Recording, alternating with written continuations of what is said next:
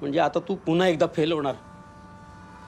त्या बन्याला काही होणार नाही, पण मी मात्र मरीन हार्ट अटॅक येऊ दे मला अटॅक येऊ दे देवा. तुझ्याकडे दोनच चॉईस आहेत. एक तर तू कोणती मुलगी पाहून ठेवली असशील तर तिच्याशी तू लग्न कर, नाहीतर जी आम्ही शोधून ठेवली आहे तिच्याशी तू कर. तुझ्या होकाराशिवाय आम्ही तुझं लग्न थोडंच लावून देणार आहोत. कुठलीही वस्तू तिच्या आकारमाना इथलं पाणी बाहेर टाकते. हत्ती आणि मुंगी स्विमिंग पूल मध्ये कूदले तर काय होते? तिचा आकारच केवढा. बरोबर आई, तू सोपं करून सांगितलं.